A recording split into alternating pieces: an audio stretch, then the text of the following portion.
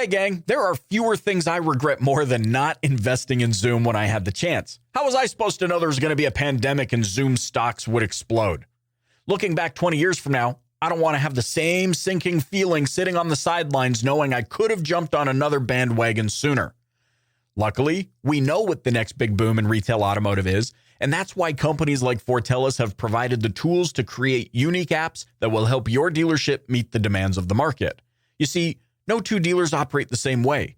The beauty about Fortellis is that you can pick and choose the apps and workflows that help you meet the demands of the market while catering to your operations.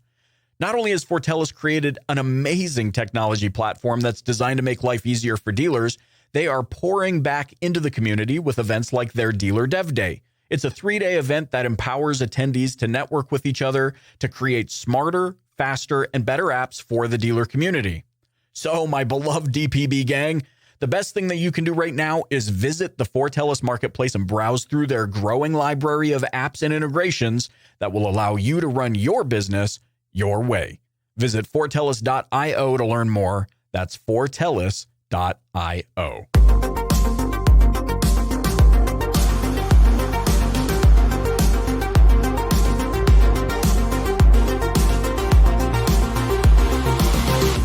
Welcome to this episode of the Dealer Playbook, a podcast that explores what it takes to create a thriving career right here in the retail auto industry. I'm your host, Michael Cirillo, excited to talk about how to find the right people that will help grow your dealership business with none other than Jeff Morrill. All right, gang, it's no secret that the turnover rate within the retail auto industry is pretty darn high. In fact, I purchased a vehicle about a year ago at the time of releasing this episode, and sadly, none of the staff that helped me with the purchase work at that store anymore. Lord knows where they are. And by the way, I'm not just talking salesperson. I'm talking about the sales manager's not there anymore. The finance manager's not there anymore. I called recently and asked for one of the most helpful people that helped me with that purchase. Nobody knows where they are. But why do I bring this up? Because it doesn't need to be that way. My beloved DPB gang, are you hearing me? It's why we speak so much about the importance of culture, leadership, and helping each other grow. Before marketing and sales, software and widgets, it's the people that make this industry great. And whether you want to believe it or not, that's the way it's going to continue to go. Sure, we got self-driving cars and people, we want to inhabit Mars. But guess what we're going to inhabit Mars with? People. People. You hearing? You picking up what I'm putting down? So in the meantime, perhaps we can dissect the hiring process so that we can each find and retain people who desire to grow, who are innovative, who bring their best each day, who are on a mission to provide the best service humanly possible for the people who are opening their wallets and giving us their hard-earned dollars, the customer. I'm so glad to be joined by the co-founder of Planet Suburu and author of ProfitWise, How to Make More Money in Business by Doing the Right Thing. Jeff Morrill is a successful businessman with investments generating over $100 million in annual revenue. 100 millies. Okay, you understand what I'm saying here? Jeff, man, thank you so much for joining me on the Dealer Playbook podcast. Yeah, I'm glad to be here, and I feel at home among audience, the listeners who are familiar with the auto business, and I'm looking forward to talking with you today. I gotta know, because it's not every day that you talk to somebody that's generating $100 million in annual revenue from the business. And trust me, I get it. Money is probably our least favorite thing to talk about. Right. But I got to ask you, why with that kind of annual revenue spanning a miscellany of industries, real estate and automotive, why is the hiring topic something that you're passionate about? I think it's the magic that delivered the success that we enjoy today. I wish there were a line on the dealership financial statement that accounted for the enormous losses incurred by having the wrong people or having your good people depart. I don't know what that line would be called. But in the automotive retail world, it seems like we obsessively track all sorts of metrics, pay per click on our advertising or hours per RO that our service advisors are generating. But we can never even begin to capture the size of the costs of not having the right people doing the right thing with the right tools. And we certainly didn't at the beginning. I mean, the hiring process that we'll be talking about today that we developed was very iterative, and it was designed basically in response to all the mistakes we kept making. So I'll give you an example before we dig in too deeply, but we used to do one interview, and then we realized pretty quickly that just wasn't enough to get deeply invested in the person's ability to really be on our team and serve us well. So we added a second, and we'd ultimately even add a third. So at each turn, over the course of hiring several hundred people over the last 20 years, we got a little better, and we're still improving. As recently as a few weeks ago, we were developing a new process for interviewing our apprentice technicians because we had a little more turnover among them last year than we thought was appropriate. And we dug in and said, how can we reduce this? I love that the first thing you say is it was an iteration. Like, we keep iterating based on, the lessons we've learned or the mistakes that we made. And I'm sure you've seen it. In fact, I could assume for sure that you've seen it. People are just afraid of making mistakes. Do you think that contributes to not iterating on the hiring process? Yeah, I mean, I think whether we enjoy making mistakes or not, we just do a lot of them. And Paulo Coelho, an author, said that a mistake that occurs more than once is a decision. And that really stuck with me because I realized that, we flub up all the time. I mean, in our personal lives and our business lives, mistakes are just part of being human. And the question we've got to ask ourselves is, what are we going to do about it? Do we want to minimize those for the benefit of the institution or the benefit of our personal life, or do we want to just keep accepting them? And for me, they're just too painful to continue, and we'll never eliminate it. I mean, we have turnover. Like, I'd love to tell you we have 0% turnover, that everyone that joins us stays with us to retirement. That's not the case. For us, the exercise is, how do we keep driving that percentage down every year? I love that. And it's so funny that you bring up that quote, because just a few days ago, somebody else said that quote and put it back on my radar after having not heard it for quite some time. And so I think it's so, I don't believe in coincidences. I believe in divine design. And I just think it's so interesting that here we are having a conversation where you're sharing that quote with me around a topic that I think is so fascinating and one that we ought to be paying attention to. I love that you're drawing attention to the fact that you are continually examining this hiring process. You said that, we're looking at how do we keep that number going down, down, down. So it sounds as though you're coming up with constant thesis statements of, okay, well, if we added this or tweaked this, perhaps that would create a decrease in turnover. But I want to ask you this, going back, if you can, bring me back to when you were just doing one hiring interview. Can you give me some insights into what that interview was like and what you observed that made you want to create a second round of interviewing? There's an incident, and I describe it in the book, that I remember painfully and vividly because it mattered a lot at the time. The cost of the mistake was high. That I interviewed only. I was the only person involved, and interviewed a man to join our sales department very soon after we opened. And we needed to scale up very quickly. The dealership that we bought was bankrupt. The Subaru dealership was in Norwell, Massachusetts at that time. We since moved it to Hanover.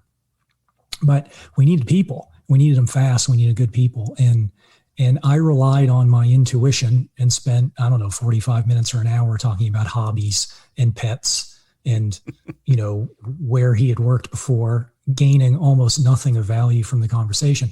I offered them a job on the spot.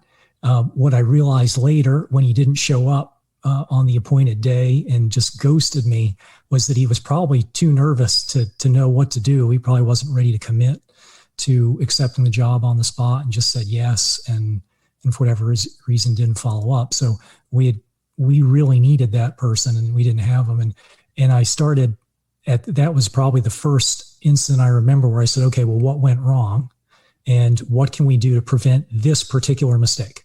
Like, I knew that it was going to take a long time to develop an entire process, but I was very focused at that time. How can we just not do this again?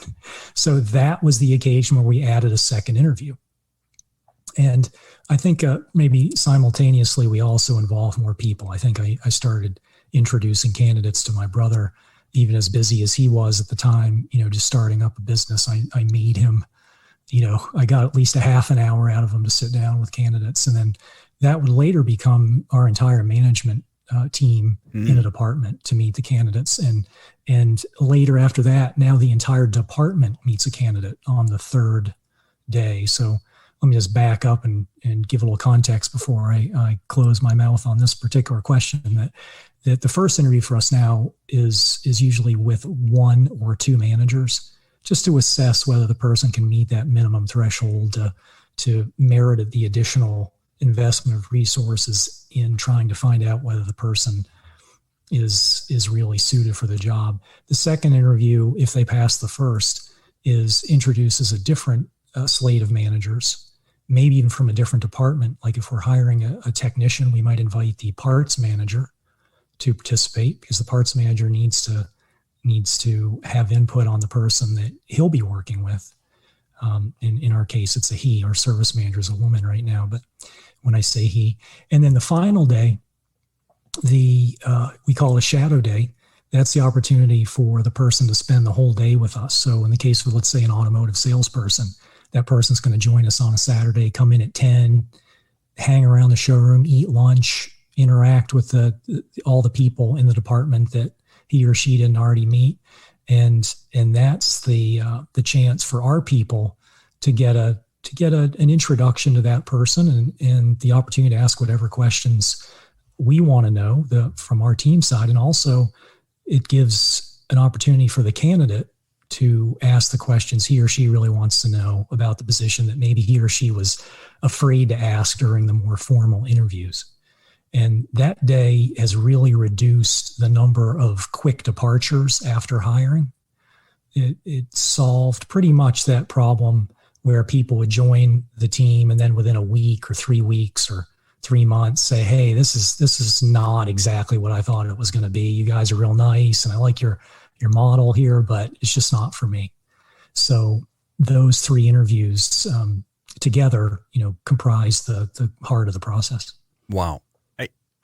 I actually wrote down wow exclamation point in my notes here because you just touched on something. This shadow day really intrigues me because too often we rush through this hiring process. We think a body is better than nobody, but really we're trying to get through to that right individual who not only sees a fit with the company, but that the company sees a fit with. And what you just touched on, like giving them an opportunity, giving the candidate an opportunity to experience the culture, to experience their potential teammates, to ask them questions, is a huge testament to demonstrating transparency in my mind, because I can have a job posting all day, every day that says, great culture, great experiences, we have fun, we this, we that. But who better to sell that into reality than the people they're going to be working with every day? Because let's be honest, we know employees talk to each other.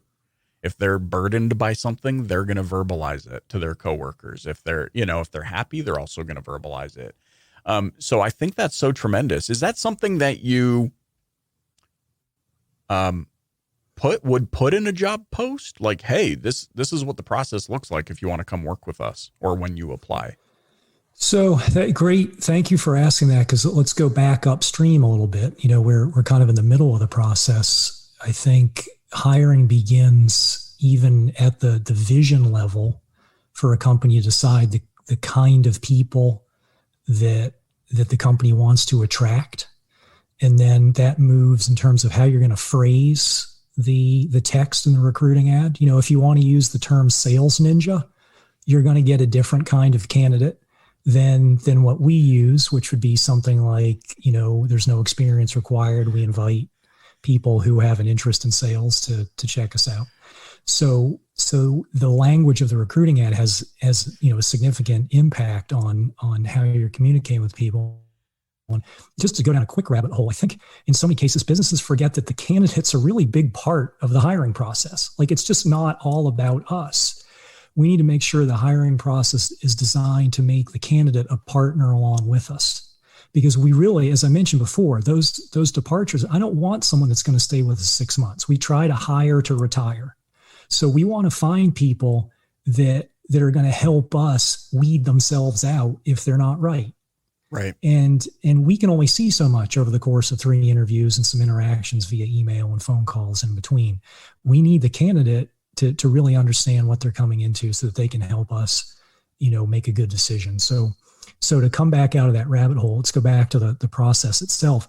After we run that ad, and I should mention, we use the text of our ads is on my website, jeffmorrill.com. So if you have listeners that are interested in seeing the way we write our ads, then you know, it's all free and available there. But we invite applicants to email a cover letter and a resume. And we're much more interested in the cover letter than we are in the resume. Mm. And it's not that we don't care what they've done, because it's relevant, but the cover letter is the opportunity for a candidate to distinguish him or herself. And if he or she doesn't even attach a cover letter, that's a pretty powerful statement that they didn't take even the minimum level of interest in following our pretty simple instructions to join us. And sometimes we get people that will say things like, I did research about your company. I called a family member who had bought a car from you.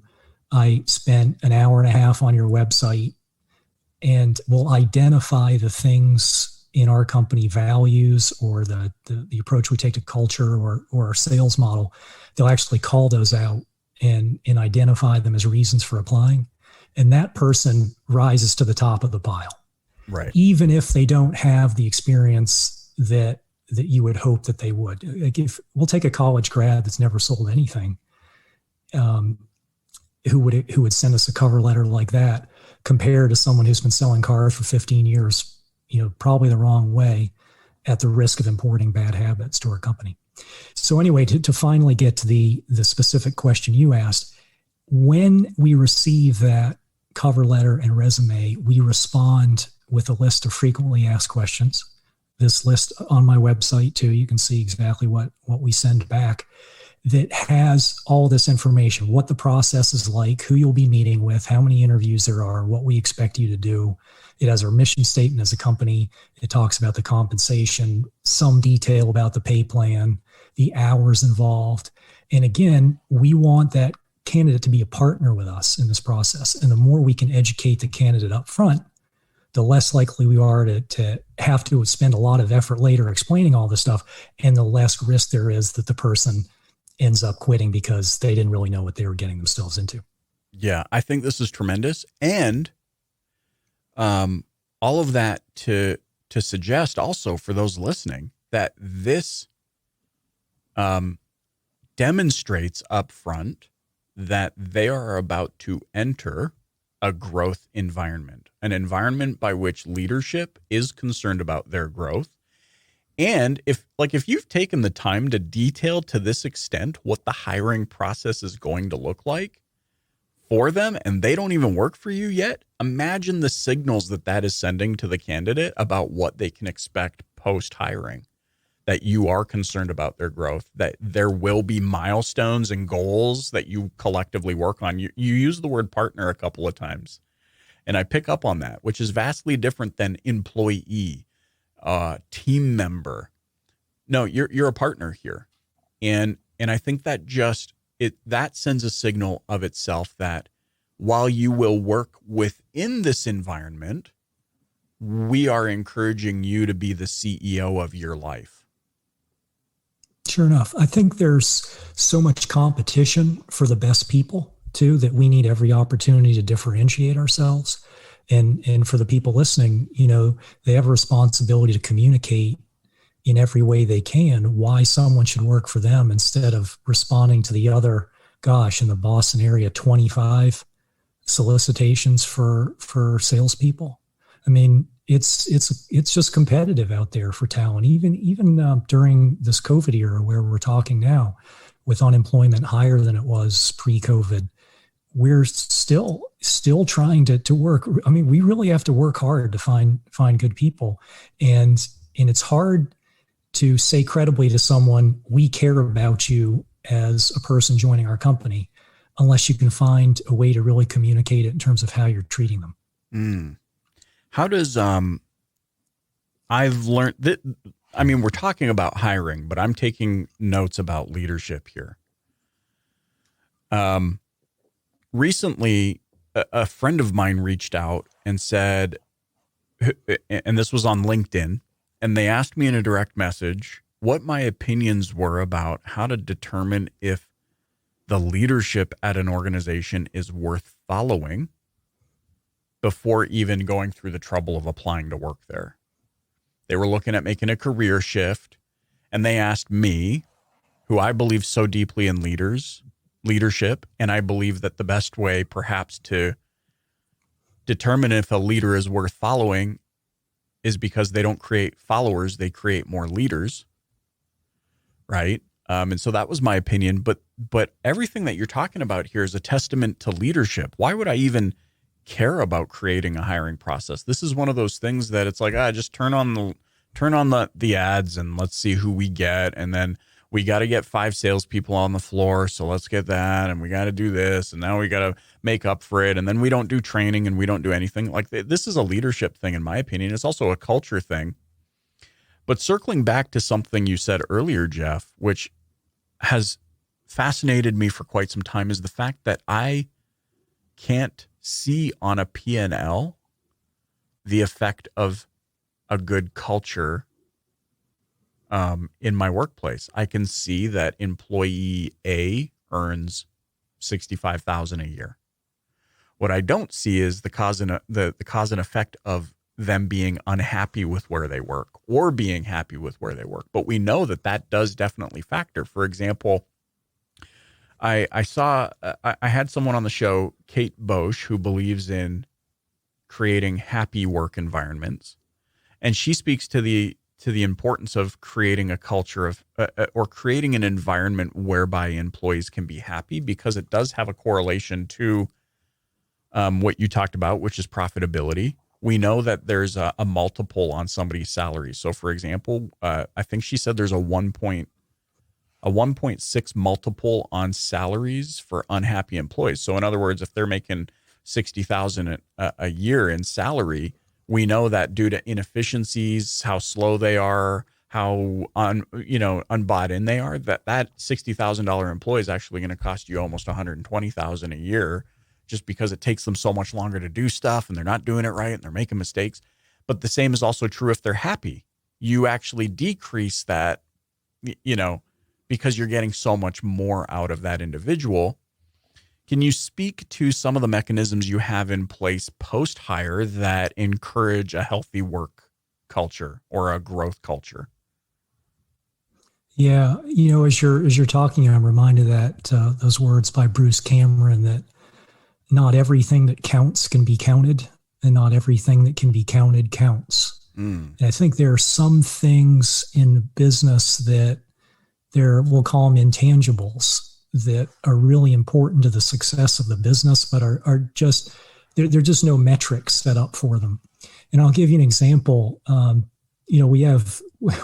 a very well-run dealership, I'd like to think, but we're not perfect. And of course, and recently we had a long-time technician leave, and during the exit interview, one of the things, it wasn't the only reason he left. He was a great technician, and I almost cried when he left because he was such a Planet person.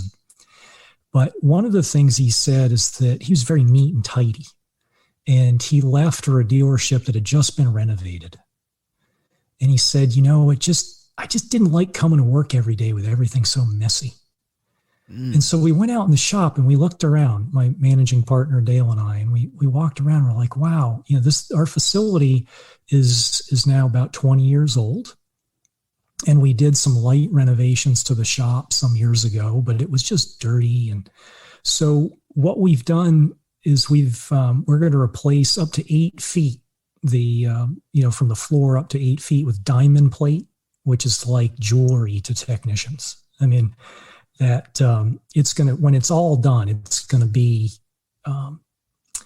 beautiful. And we didn't do that for the customers. There are things we do to upgrade our facilities for customers. This wasn't for the customers.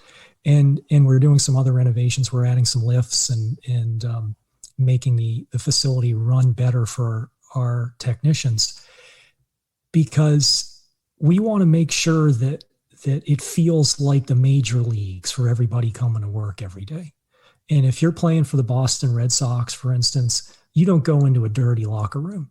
I mean, when you walk into the locker room at Fenway Stadium, I mean, it looks like you're in the major leagues. And that's the kind of facility we want to have for our people and, of course, for our customers too. So I think it's a million little things. I mean, if it was just as simple as writing one paragraph about what you have to do to hang on to your best people or to create a healthy culture, it's a million things. It's like I said before with hiring, we invite the entire team to meet candidates that are coming in. So that's a message from us to our team, that we care about their opinions. We want to make sure that people don't just show up. And so there are things like that. I mean, when there are issues, we try to resolve them. I mean, it's a very long list. And I guess culture or leadership you can think of as like brick walls, that it's a million bricks, and you can miss a few, but if you miss too many, the wall falls down. I love that. It makes me think of how full circle this all comes, because if I am attracting, I love how you say it on your website, what we're trying to convey here is that you can design a magnetic, straightforward hiring system that attracts and retains top talent, partners, productive teams that share the values, the mission, that are innovators, that are showing up every day, feeling like what you just said, that they've arrived at the big leagues. But then there's a direct correspondence between that to the experience that your customers are going to have.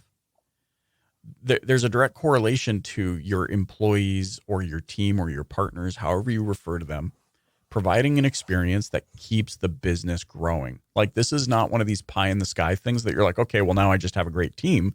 That team will, in fact, translate to profitability. Is that what you've experienced? Oh, absolutely. And as at the beginning of the episode where you're describing situations where a customer comes back for his or her first oil change and can't find anybody that was involved in the original transaction, I mean, that does not increase the likelihood that a customer is going to send friends or family. Who do they send them to? You just like go to that building. I mean, that's not the way referrals get done. Referrals are, hey, there's this lovely salesperson at Planet Suburu. She's been there 10 years. Her name is Lori, and I've bought 3 cars from her and she's wonderful. Go see her. Yeah. And that's the importance of creating an environment where your best people want to stay, because you get a flywheel effect, that the environment is a positive one for everyone there because you have people that get along and enjoy coming to work. The customers enjoy it, so they want to keep doing business with you, which means that your people can earn a really good living and don't want to leave or take their chances trying to make a few bucks more an hour or a few $1,000s a year somewhere else. Now, let me ask you this. Obviously, what came first? Were you in real estate and telecom and insurance and stuff like that before Planet Suburu, or was Planet Suburu kind of the catalyst to your portfolio? Yeah, the car business was the first thing. I was working at a Volvo dealership out of college because I couldn't find any other job. I got my first job was being a service advisor. So that's the skill set that I acquired. And my brother, completely coincidentally, I won't bore you with the story here, but unrelated, but coincidentally was working for Ford Motor Company. So together we said, hey, you've got the wholesale side, I've got the retail side. Let's see if we can do this. So that's how we started. And then what I found is that once you have cash flow, and it took us a long time to really get the business started, there were a lot of lonely, difficult years in there. And maybe after 10, 12 years, finally you get your debt down to a manageable size and you have some cash flow that you can start doing some fun things with. You don't need as much leverage. So it's much easier to buy, it's easier to take out loans. It's easier. You have so many more connections. Like the second dealership we bought was on a phone call. Our banker said, hey, there are these guys that are in trouble. You want a Jeep dealership? It was that easy. The first one took us years of legwork and trying to get people to return our phone calls. And the second one, it was a phone call to us, and it was put together in weeks. Man, I love that. So the more you get a momentum going, but I'll tell you, for anybody starting out in anything, and I'm experiencing the same thing in publishing, this is my first book, and to try to get that freight train rolling again, whatever industry you're in, that first part is a lot of work. Yeah. And I really appreciate that you're not sugarcoating the journey, because especially this day and age, I don't know if you've heard of this new app, Clubhouse. Yeah. Everybody on this app is a flipping 8 and 9 figure entrepreneur. And I was homeless, and then I signed up to sell things on Amazon, and now I do 8 figures a year in 18 months. And you're like, now that might be true. But then their message just lacks the sincerity of, hey, look, I made a crap ton of mistakes and it was trial by fire. And so I just want to, I want to express appreciation to you for saying, look, things do get easier once you've got cash flow. But to say like 10, 12 years of getting there, and the loneliness and the perhaps fear, these are all things that I can relate to as an entrepreneur and building my business. It's easy, man. I didn't know we were going to, but it's easy to compare your movie to somebody else's highlight reel. Yeah. It's a great way to describe it. Yeah. Cause you're not you read the article in Inc. magazine or Entrepreneur magazine about how the business is thriving or whatever. What you don't see is the lawsuits along the way and the struggles with the family. I mean, I don't have kids, but it was really hard on my wife to relocate. We had to move from our native Virginia to Boston to buy the business originally, and she had to leave a lot of friends and a career that was really working out well for her. So there are a lot of sacrifices along the way. And just to pile on a little bit more too, that in 2018, I pretty much couldn't do it anymore. One of the reasons that I wrote the book is I was ready to shift gears. Fortunately, we had built a great team to run the dealerships, but I'm talking to you today from Charlottesville, Virginia. I'm a refugee from my own businesses because it was more than I could handle. It just took its toll on me. So fortunately, I saw it coming and put the pieces in place to make sure that we could keep the dealership in the family and to make sure that we didn't have to sell the businesses to companies that wouldn't take care of our people the way we demand that they're taken care of. But it's takes a lot out of you. That's for sure. Yeah. Entrepreneurship is not for the faint of heart. But I appreciate that and the vulnerability of it, which to me is a character trait. It's a characteristic of great leaders. The fact that you're even, sitting in front of me now saying, yeah, I'm grateful that I'm aware of where I'm at, but also this deep-rooted stewardship, I think is the word I will use, for your people. Hey, we're not just going to give this, that we're going to keep this in the family to make sure that it just doesn't get pawned off to somebody that's not going to take care of these people. I think just is so tremendous. I have thoroughly enjoyed this conversation. I'm so glad that we were able to connect, but I guess as my last 2 questions, where can those listening get a copy of your book? And also, how can they connect with you? They can do both at jeffmorrill.com. And I'll point out too that if someone's not completely sold on buying the book yet, that's okay. There are a lot of resources that I alluded to earlier that are available to business owners to operate their businesses in a pro-social way. And that's the whole point of the book and the website, is I wanted to have resources for people who wanted to do the right thing, who wanted to improve their communities and earn a good living at the same time. Man, you can get more of the show notes and any links mentioned in this podcast episode by visiting www.thedealerplaybook.com/Jeff-Morrill, Morrill. Jeff, thanks so much for joining me on the Dealer Playbook podcast. Thank you, Michael.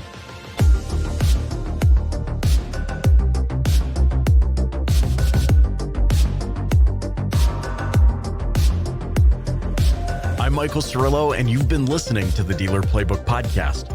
If you haven't yet, please click the subscribe button wherever you're listening right now. Leave a rating or review and share it with a colleague. If you're ready to make big changes in your life and career and want to connect with positive, nurturing automotive professionals, join my exclusive DPB Pro community on Facebook. That's where we share information, ideas, and content that isn't shared anywhere else. I can't wait to meet you there. Thanks for listening.